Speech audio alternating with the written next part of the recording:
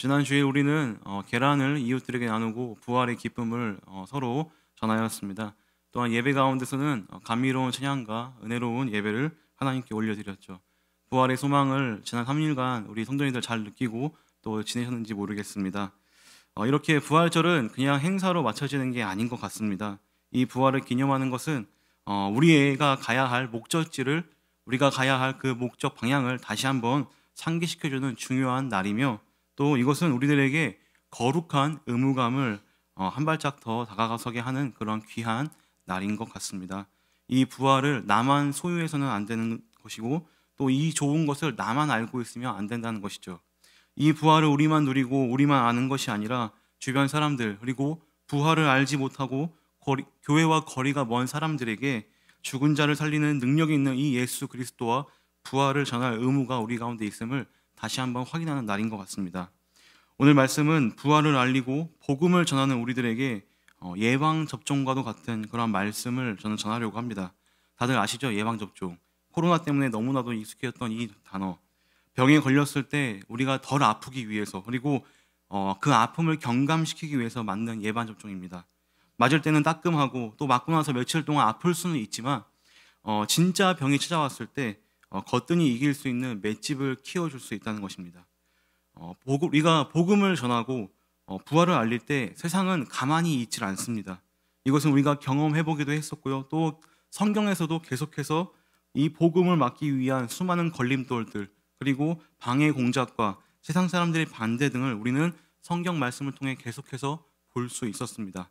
오늘 말씀을 통해 복음을 전해야 하는 우리들에게 세상이 어떻게 이 복음과 부활을 받아들이는지 살펴보고 우리는 어떠한 마음가짐을 가져야 하는지 알아보도록 하겠습니다. 예전에 제가 이런 말을 했던 게 기억납니다. 사람들에게 어떠한 행동을 얻어내려면 그 사람에게 권유와 부탁보다는 약을 올리는 게, 그러니까 살살 약을 올리는 게 더 행동을 이끌어내는데 좋은 효과를 가졌다라고 제가 얘기를 한 적이 있습니다. 제가 주로 군대에서 쓰던 방법이었는데요. 동기들이 또 우리 소대원들이 축구를 하기 싫어할 때 너는 절대로 축구하지 마. 너같이 못하는 애는 축구 안 해도 돼 라고 하면은 그 인원들이 축구를 하기 싫은 마음을 가져다가도 약을 올리게 되면은 다시금 축구하는 자리로 운동장으로 나오는 그런 모습들을 본 적이 있습니다. 지금 제가 여자분들이 제일 싫어하는 군대에서 축구한 얘기를 하고 있는데요. 이렇듯 약을 올리는 거, 저는 오늘 이렇게 말씀 가운데 조금 이제 성도님들께 죄송합니다만 약간 약을 올릴 것 같습니다. 왜 우리가 전도를 해야 되는지, 전도를 하지 않으면, 복음을 전하지 않으면 우리는 어떻게 되는지에 대해서 살펴보고자 합니다. 오늘 말씀은 사도행전 3장에서부터 쭉 이어진 말씀입니다. 그러니까 사도행전 3장에서부터 4장까지는 어떻게 보면 한날에 이루어진, 한 시간에 이루어진 그러한 말씀이라는 것이죠. 이 말씀의 전문맥을 살펴보면은 이제 성령을 받은 사도들과 또 성도님들이 성전에 나와서 예수님의 이름과 그 부활을 전하게 됩니다. 하루에 3천 명이나 되는 그 수많은 사람들이 회개를 하고 세례를 받는 일이 일어난 것이죠. 베드로와 요한의 설교를 듣고서 그 사람들이 이제 많이 교회로 예수님을 믿고 시인하게 되는 일이 벌어졌으며, 이들은 이제 정식적인 예루살렘의 교회가 이루어지게 됐습니다. 서로 모이기를 힘쓰고 기도하기를 힘쓰고 재산을 나누며, 그리고 식사 교제와 구제 활동을 하는 것을 우리가 사도행전 2장 말씀을 통해 볼 수가 있습니다. 이제 3장으로 넘어와 오늘 이 사건이 이어지는 이 바로 전 일을 볼 수가 있는데요. 3장에서는 이제 다시 베드로와 요한이 저녁 기도 시간, 그러니까 오후 3시가 넘은 그 시간에 기도하기 위해서 성전으로 올라가는 그 장면을 비춰주고 있습니다. 그들이 이 성문으로 올라갈 때 미문에 앉아있는 안진뱅이를 고치게 되는 사건을 우리가 잘 알고 있는데요. 우리 함께 말씀, 사도행전 3장 6절에서부터 8절까지 말씀 우리 함께 한 목소리를 읽어보도록 하겠습니다. 함께 읽겠습니다. 시작. 베드로가 이르되 은과 금은 내게 없거니와 내게 있는 이것을 내게 주노니 나사렛 예수 그리스도의 이름으로 일어나 걸으라 하고 오른손을 잡아 일으키니 발과 발목이 곧 힘을 얻고 뛰어 서서 걸으며 그들과 함께 성전으로 들어가면서 걷기도 하고 뛰기도 하며 하나님을 찬송하니. 이제 이후 베드로와 요한은 솔로몬 행각이라는 곳으로 자리를 옮겨서 성전 바깥들에 모인 수많은 사람들에게 예수 그리스도와 그 부활을 알리게 됩니다. 그들이 선포할 때 그의 옆에서는 사람들의 이목을 충분히 끌 수 있는 그 한 인물이 서 있었는데요. 바로 그들이 일으켜 세웠던 그 안증뱅이가 그 베드로와 요한 옆에 서서 같이 복음과 그 말씀을 전하고 있었다는 것이죠. 2장에서 3천 명을 회개시켰던 그 놀라운 사건이 지금 다시 한번 반복되고 있음을 직감한 제사장들과 그리고 성전 맡은 자들은 사두개인들과 함께 서둘러 이 설교를 하고 있는 베드로와 요한에게로 다가옵니다. 상상해 보시기 바랍니다. 솔로몬 행각, 거기서 큰 소리로 설교를 외친다면 아마 그 성전 바깥들에 있는 사람들이 다 베드로와 요한을 주목했을 것입니다. 많은 사람들이 몰려왔을 것이고요. 그 설교를 통해 듣고 있는 사람들 중에서 저 멀리서 이제 제사장과 성전 맡은 자와 사두개인들의 무리가 그 많은 사람들의 무리를 해치고 그 베드로와 요한이 있는 그 행각 위로 올라오게 된 것입니다. 그리고 그들을 둘러싼 이제 이 무리들은 사도행전 4장 2절 말씀처럼 이렇게 표현하고 있습니다. 예수 안에 죽은 자의 부활이 있다고 백성을 가르치고 전함을 싫어하여라고 누가는 이렇게 그들의 상황과 모습을 표현하고 있었습니다. 가르치고 전함을 싫어하여. 다른 번역과 다른 성경들을 보자면 이 싫어하다를 조금 보다 강하게 설명했습니다. 새 번역과 쉬운 성경과 ESV 같은 경우에 보면 이 단어, 이 싫어하다에 매우라는 뜻, 아주라는 의미가 들어가 있습니다. 그러니까 매우 경노했다, 매우 짜증냈다 이렇게 말할 수 있다는 것이죠. 왜 그들이 그토록 예수의 부활과 복음 전파를 싫어했을까요? 오늘 본문에서 말하는 이들의 싫어함, 이 경노함은 사실 자신의 이득과 이권이 그 안에 섞여 있었습니다. 제사장들과 성전 맡은 자들은 그냥 성전이 잘 돌아가고 안전하게 운영되기를 바랬을 것입니다. 그러나 2장에서 봤듯이 베드로와 요한의 그 설교로 말미암아 3천 명이나 되는 사람들이 이제 회심하게 되는 사건, 회개하는 사건이 일어나게 되고 그 성전 안에서는 적잖은 소동이 있었습니다. 또 이들은 그들만의 3천 명은 그 이제 교회로서 그들만의 모임과 공동체를 가졌습니다. 기사와 표적들이 심심치 않게 일어났고요. 거룩하고 구별된 성전에 뭔가 이상한 기류가 흘러서 제사장들이 구심점이 되는 것이 아니라 몇몇의 사도와 예수님을 따랐던 그 무리들에게 그 사람들이 영향력을 전하게 되고 또 흡수되는 것을 봤을 것입니다. 그러기에 그들은 다시 한번 이 세력의 우두머리 되는 베드로와 요한의 설교를 제지했던 것입니다. 또 사두개인들은 어떻습니까? 그들은 부활을 믿지 않았던 사람들입니다. 귀신의 존재와 부활을 믿지 않았던 그들에게는 지극히 현실주의자들로서 로마 세력과 결탁하여서 이미 상류층의 삶, 그리고 특별히 이 성전에서 이권을 취득하여서 온갖 금전적인 유익을 얻었던 사람들입니다. 지금 더 이상 이 예수의 부활이 퍼져나간다면 자신들과 대척점에 있는 바리새인들에게 적지 않은 힘을 줄 것이며 또 자신들이 모일 수 있었던 그 구심점, 부활이 없다라는 그 핵심 교리가 파괴되는 것을 막고자 했던 그들이죠. 이렇게 이 두 세력, 제사장과 그리고 성전 관리인 그리고 사두개인들은 제자들에게 경노하였고 이들의 가르침과 복음 전파를 싫어했으며 결국에는 그 전파하고 있는 그 와중에 중간에 그들을 이끌게 해서 감금하게 되는 일을 겪습니다. 그러나 제자들이 갇힌 상황 가운데서도 그들의 설교가 중간에 끊어졌던 상황 속에서도 이 복음에는 능력이 있어서 이전보다 더 많은 사람들이 복음에 반응하여서 무려 5천 명이나 되는 사람들이 회개하고 예수님을 믿는 그러한 사건을 보여주고 있습니다. 부활을 전하고 복음을 전하면 세상은 우리에게 어떠한 반응을 보입니까? 우리는 우리가 가르치는 것을, 이 메시지를 전하는 것을 그 세상은 싫어합니다. 분노합니다. 짜증을 냅니다. 이것은 당연한 것입니다. 본문에서 이 복음 전파자들 베드로와 요한을 감금하고 구류하기까지 했습니다. 그러나 이들이 갇혔다고 해서 끝난 것이 아니죠. 전파된 복음이 성령의 강력한 역사를 힘입어 수많은 사람들을 변화시키고 그리고 믿음에 이르겠다는 것을 우리는 말씀을 통해 볼 수가 있습니다. 제사장과 관리인들 그리고 사두개인들이 경노하며 심한 짜증과 그 화를 내더라도 이들은 제자들을 잠깐밖에 감금할 수 없었고 퍼져가는 복음을 막을 수가 없었습니다. 복음서에서도 이와 비슷한 일이 일어납니다. 바로 예수님께서도 오늘 이 베드로와 요한이 설교했었던 이 솔로몬 행각에서 유대인들의 위협과 목숨에 죽임당할 처지에 놓였으나 아무 손을 못 쓰는 그러한 놀라운 일을 우리가 요한복음 10장에서 볼 수 있습니다. 똑같은 장소에서 일어나는데요. 말씀이 좀 깁니다만 우리 함께 요한복음 10장 23절에서부터 29절까지 말씀 우리 한 절씩 교독하겠습니다. 제가 먼저 읽겠습니다.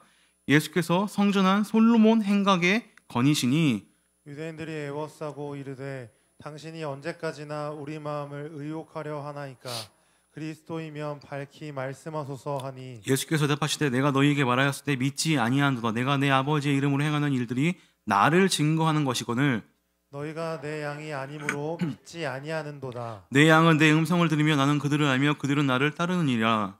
내가 그들에게 영생을 주노니 영원히 멸망하지 아니할 것이요 또 그들을 내 손에서 빼앗을 자가 없느니라. 우리 함께 읽겠습니다. 그들을 주신 내 아버지는 만물보다 크심에 아무도 아버지의 손에서 빼앗을 수 없느니라. 여러분들 장소에다가 의미를 부여하면 이것은 어마어마한 파급력을 가져옵니다. 예를 들어 그냥 독산동이라고 칩시다. 근데 여기에서 제가 태어났다라고 하면은 이 독산동은 저의 고향이 되는 것입니다. 연애할 때 아내에게 프로포즈를 했던 그 식당, 그냥 평범한 레스토랑이지만 제가 그 아내에게 프로포즈를 했다는 사실만으로도 그 장소는 특별한 의미를 갖게 되는 것이죠. 성경에서도 이렇게 장소가 가져오는 의미들이 있습니다. 예수님이 베드로를 처음으로 불렀던 그 갈릴리 바다를 생각해 보십시오. 거기서 그는 제자로 부름 받았지만 나중에 예수님을 버리고 도망갔던 그가 다시 예수님을 만났던 장소도 갈릴리 바다입니다. 솔로몬의 행각에서도 이와 비슷한 맥락을 찾을 수 있습니다. 예수님은 이곳에서 약속을 했습니다. 나는 내 음성을 듣고 나를 따르는 양들을 이끌 것이며 그들을 절대로 버리지 않을 것이라는 그런 약속을 하십니다. 내가 너희들에게 그들 손으로 넘어가지 않게끔 지켜줄 것이다. 이 약속을 이 베드로 행각에서 하신 것이죠. 그리고 예수님께서 몸소 그것이 어떤 것인지 보여주십니다. 요한복음 10장 31절과 39절 말씀입니다. 유대인들이 다시 돌을 들어 치려고 하거늘 그들이 다시 예수를 잡고자 하였으나 그 손에서 벗어나 나가시니라. 그들에게서 유유히 빠져나가시는 그 예수님의 모습, 사람들은 지금이나 예전이나 현재나 과거나 똑같이 그 복음에 대해서 분노하고 돌을 들고 죽이려 하지만 어느 누구 하나 예수님을 잡을 수 있는 사람들은 없었으며 심지어 예수님께서 십자가에 달려 돌아가시고 나서도 죽음이, 사망이, 돌무덤이 예수님을 가둬둘 수가 없었음을 우리는 말씀을 통해 알 수 있다는 것입니다. 제자들도 이제 1년이 지난 이 시기에서 똑같은 그 장소에서 자신이 따랐던 예수님이 말씀하신 것처럼 지금 그곳에 서서 예수와 부활을 선포하고 있다는 것이죠. 제자들은 이 복음을 전하는 사람들, 이 부활을 전하는 사람들이 되었으며 이제 우리도, 성경은 우리들에게도 그 시선을 돌려 이야기를 하고 있습니다. 우리도 복음과 부활을 알고 있는 사람들이며 그것을 전해야 되는 사람들입니다. 우리가 복음을 전하고 부활을 전할 때 세상은 우리를 그냥 두지 않습니다. 우리에게 경노할 것이며 심한 짜증을 낼 것이며 모욕과 무시를 보낼 것입니다. 심지어 우리를 가두고 죽이려까지 들 수도 있습니다. 그럼에도 우리는 이 사실을 알아야 합니다. 그들이 막더라도, 세상이 우리를 막아서더라도 복음은 전파된다는 것이죠. 베드로와 요한이 갇혀 있었지만 복음은 수많은 사람들을 예수님께로 돌이켰습니다. 육신이 묶인 상황이더라도 성령 하나님은 살아 역사하시며 그분의 일을 진행시키는 것을 볼 수 있죠. 제가 지금 첫 번째 예방 접종에 대해서 말씀드렸습니다. 부활과 복음을 전할 때 세상은 우리에게 분노하며 반발이 있다는 것을 우리는 알아야 합니다. 그러나 이들이 위협과 경노를 보낼 때 우리를 지키시겠다는 그 하나님의 약속, 우리 주님의 그 말씀을 늘 기억하시는 우리 성도님들 되시길 간절히 호소합니다. 이제 이어서 베드로와 요한은 다음 날이 되어서 마치 법정에서 죄인들에게 신문하는 듯한 그러한 장면으로 넘어가게 되는데요. 5절과 6절 한번 우리 읽어보도록 하겠습니다. 5절과 6절입니다. 함께 읽겠습니다. 시작. 이튿날 관리들과 장로들과 서기관들이 예루살렘에 모였는데 대제사장 안나스와 가야바와 요한과 알렉산더와 및 대제사장의 문중이 다 참여하여 자, 관리와 장로로 하면은 이들은 이제 사내들인 그러한 공회를 생각할 수 있고요. 또 서기관과 제사장, 특별히 우리가 관심 있게 봐야 할 한 인물이 등장합니다. 바로 가야바라는 인물입니다. 이 가야바는 예수님 당시의 대제사장으로서 엄청난 권력을 가진 사람이었습니다. 예수님도 십자가에 못 박히기 전에 이 가야바 앞에 끌려가서 신문을 당했었죠. 웃긴 건 그 예수님을 신문했을 때에도 그 가야바 옆에는 많은 장로들과 관리들이 있었습니다. 그러니까 권력의 그 핵심층들이 그 옆에서 예수님을 신문했던 것처럼 지금 베드로와 요한 앞에서도 이들이 그들을 신문하고 있다는 것이죠. 마태복음 26장 57절 말씀입니다. 예수를 잡은 그들이 그를 끌고 대제사장 가야바에게로 가니 거기 서기관과 장로들이 모여 있더라. 상황 판단에 뛰어나고 정치력의 끝판왕인 사람들, 그들이 한 곳에 모여서 베드로와 요한을 이제 심문하기 시작합니다. 이는 지금 예수님의 제자들이 하고 있는 이 성령의 역사가 심상치 않음을 보여주고 있는 단적인 예이죠. 예루살렘 성내에서 적지 않은 영향력을 끼치고 있는 베드로와 요한이 이제 그 영향력을 주고 있었기 때문에 하루 만에 그 예루살렘의 핵심 지도자들이 다 모여서 이들을 보기 위해 함께 했습니다. 이 권력가들은 베드로와 요한이 행하였던 기적, 안진뱅이를 일으켜 세웠던 일을 가지고 자초지종을 묻고 있습니다. 그리고 이 일을 할 수 있게 했던 그 능력의 원천, 말씀에서 보면 이렇게 얘기합니다. 누구의 권능과 누구의 이름으로 너희가 이렇게 행하였느냐. 4장 8절에서부터 보면은 베드로가 이들의 질문에서 이렇게 대답합니다. 제가 읽어보도록 하겠습니다. 10절까지 읽겠습니다. 이에 베드로가 성령이 충만하여 이르되 백성의 관리들아 장로들아 만일 병자에게 행한 착한 일에 대하여 이 사람이 어떻게 구원을 받았느냐고 오늘 우리에게 질문한다면 너희와 모든 이스라엘 백성들은 알라. 너희가 십자가에 못 박고 하나님이 죽은 자 가운데서 살리신 나사렛 예수 그리스도의 이름으로 이 사람이 건강하게 되어 너희 앞에 섰느니라. 눈을 똑똑히 보아라. 너희가 죽인 예수 그리스도의 이름으로 그분의 능력으로 지금 이 안진뱅이가 서 있으며 너희가 죽인 예수가 다시 살아나 능력을 발휘했다. 우리는 그분의 이름을 빌려서 활동하며 그분의 이름을 알리기 위해 이 자리에 서 있다라고 지금 베드로가 고백하고 있는 것입니다. 저는 베드로의 그 당시의 마음이 어땠을까 한번 상상해 봤습니다. 자신을 따르던 예수님을 죽였던 그 장본인들, 그들을 앞에 두고 지금 이제 그는 복음을 전파합니다. 인간적인 감정으로는 다양한 마음이 들었을 것 같습니다. 두렵기도 했을 것 같고요. 또 반대로 화가 났을 것 같기도 합니다. 물불 안 가리는 베드로는 아마 말고의 길을 잘랐던 것처럼 아마 행동이 앞섰을 수도 있을 것 같습니다. 그러나 확실한 것은 이들은 지금 성령의 충만함으로써 그들에게 담대하게 이 복음의 말씀을 전하고 있습니다. 예수의 부활과 그분의 이름을 만천하에 그리고 예루살렘 최고의 정점 그 권력의 한복판에다가 복음을 전파하고 있는 그들의 모습을 우리는 볼 수 있습니다. 너희가 버린 돌멩이 그 돌 한착해 생각했던 그 돌이 지금 모퉁이 돌이 되어서 교회를 세워가고 있다. 그분이 지금 새로운 역사를 쓰고 있다는 것을 이야기하고 있습니다. 사도행전 4장 12절 말씀 함께 한 목소리로 읽어보도록 하겠습니다. 시작. 다른 이로서는 구원을 받을 수 없나니 천하 사람 중에 구원을 받을 만한 다른 이름을 우리에게 주신 일이 없음이라 하였더라. 대제사장, 서기관, 장로, 관리들 이들은 세상으로 대표되고 또 예수를 못 박았던 그들입니다. 베드로의 대답에 성령 충만함으로 그 구원의 메시지를 던진 그 베드로의 대답에 이들은 어찌할 바를 몰랐습니다. 예수의 부활과 복음에 당황한 그들은 눈앞에 있는 명백한 증거, 안전뱅이가 일어섰던 그 증거 앞에 말문이 막혔습니다. 또 백성들의 적지 않은 수요와 자신들의 그 입지를 놓고 고민에 빠졌습니다.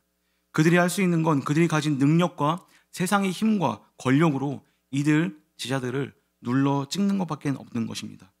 13절에서부터 22절까지 이 세상 권력가들이 보여준 그들의 상태와 생각은 누가가 이렇게 전하고 있습니다. 13절에 이상히 여기더라. 14절에 비난할 말이 없는지라. 16절에 부인할 수 없는지라. 지금 이들이 어떤 상황인지 느껴지십니까? 지금 그들이 할 수 있는 것은 제자들에게 위협을 가하고 협박하는 것이 전부였다는 것입니다. 17절과 18절 말씀 우리 함께 한 목소리로 읽어보도록 하겠습니다. 이들의 마지막 이야기입니다. 한번 함께 읽겠습니다. 시작. 이것이 민간에 더 퍼지지 못하게 그들을 위협하여 이후에는 이 이름으로 아무에게도 말하지 말게 하자 하고 그들을 불러 경고하여 도무지 예수의 이름으로 말하지도 말고 가르치지도 말라 하니. 제자들에게 도무지 예수의 이름으로 말하지도 말고 가르치지도 말라 하니. 우리가 부활을 소망하고 또 복음을 들은 예수님의 제자라면 세상의 요구에 우리는 어떻게 반응해야겠습니까? 저들은 도무지 예수의 이름으로 말하는 것을, 도무지 예수의 이름으로 가르치는 것을 금하고 있습니다. 그것을 하지 말라고 합니다. 그렇다면 우리는 어떻게 해야 합니까? 그들의 말을 들어야 합니까? 도무지 전하지 말라는 그들의 말을 들어야 합니까? 도무지 가르치지 말라는 그들의 말을 들어야 할까요? 사랑하는 성도 여러분, 우리가 부활을 전하지 않는다면, 복음을 전하지 않는다면, 예수의 이름과 그 능력을 전하지 않는다면 우리는 세상의 말을 듣는 것입니다. 이들을 두려워하고 이들의 위협에 바짝 눌려 있는 것입니다. 그러나 우리 주님은 말씀하십니다. 마태복음 10장 28절입니다. 몸은 죽여도 영혼을 능히 죽이지 못하는 자들을 두려워하지 말고 오직 몸과 영혼을 능히 지옥에 멸할 수 있는 이들을 두려워하라. 우리가 두려워할 것은 세상이 아닙니다. 우리는 영생을 살아가며 부활을 소망하는 자들로서 저들의 반응과 위협과 경고를 두려워해서는 안 됩니다. 말씀이 우리에게 주는 두 번째 예방접종이기도 하죠. 우리가 부활과 복음을 전할 때 저들은 우리를 위협하고 경고하고 겁을 줍니다. 우리는 이것을 알고 있어야 합니다. 이것은 복음을 전할 때 찾아오는 모든 제자들에게 오는 세상의 당연한 반응임을 기억하시기 바랍니다. 말씀을 마무리하겠습니다. 저들 세상은 힘이 없습니다. 능력이 없습니다. 단지 우리에게 겁만 줄 뿐입니다. 제가 군대 얘기를 해서 끝냈는데 제가 마무리도 이제 군대 얘기로 하려고 합니다. 제가 이제 있었던 부대는 속히 문제아들의 집합소였습니다. 영남 지방에서 이제 전방에 이제 실탄을 쥐어주면 안 되는 아이들이 다 저희 부대로 왔습니다. 제가 이제 후방에 있었거든요. 그래서 이제 그들을 이제 가르치고 무사히 전역시키는 게 제 임무였습니다. 문신 있는 애들도 많고요. 뭐 전과까지는 아니지만 아주 심각한 범죄와 그리고 아주 질 나쁜 아이들이 모여있던 그러한 부대였습니다. 세상에서 만났으면 저는 그들을 이렇게 눈도 못 쳐다보는데 군대에서 만나니까 거긴 또 계급 사이가 아니겠습니까? 근데 그들이 제가 무서워하고 두려워했던 존재들이지만 그들의 삶을 하나씩 살펴봤을 때 놀라운 게 있었습니다. 등치는 크고 몸에 도화지처럼 많은 문신들이 그려져 있지만 그들이 있을 때 축구할 때 저랑 어울릴 때는 한없이 약하고 겁 많고 똑같이 저와 비슷한 사람이었다는 것이죠. 물어봤습니다. 너는 그러면 도대체 세상에서 왜 그렇게 살고 있냐? 그냥 강해 보이고 싶다고 얘기합니다. 그들은 자신이 세상 사람들한테 무시당한 게 싫고 강해 보이고 싶었기 때문에 결국 그 자리가 자신을 여기까지 만들었다고 했던 어떠한 병사의 이야기를 들었습니다. 세상이 그런 것 같습니다. 그들은 우리를 위협할 수 없습니다. 오히려 우리는 그들의 위협에 놀랄 필요가 없죠. 세상이 우리들에게 위협을 하고 세상이 우리들에게 분노를 하고 무시를 하고 전파할 때, 전도할 때, 복음을 전할 때, 부활을 전할 때 그들이 우리를 어떻게 할지라도 우리는 그들을 전혀 겁낼 필요가 없습니다. 왜냐하면 오늘 말씀 마태복음 10장 28절처럼 그들은 우리를 그냥 육신만 죽일 뿐, 육신만 가두어둘 뿐 하나님은 우리의 영혼까지도 다 사랑하시고 또 우리를 쓰시기 때문입니다. 부활을 전하며 복음을 퍼뜨리면 우리들의 삶 가운데 세상의 반응은 어떠한지 우리가 살펴봤습니다. 저들은 경노하고 위협하고 복음 전파와 부활에 대해서 입을 다물라고 합니다. 육신이 갇힐 수도 결박과 눈앞에 당장의 위협이 닥칠 수도 있지만 그러나 말씀이 보여주고 있는 것은 그래도 복음은 세상이 막을 수 없다는 것이죠. 왜냐하면 우리는 복음을 전하기 위한 세상의 빛이며 저 산위의 동네가 우리를 숨길 수 없는 그러한 존재로 하나님이 우리를 부르셨기 때문입니다. 그 유일한 구원의 길을 알리기 위해 오늘 우리를 부르셨음을 기억하시며 각자의 자리에서 부활의 소망과 그리고 영생을 누리는 우리 모든 신인의 성도님들 되시길 주님의 이름으로 축원드립니다.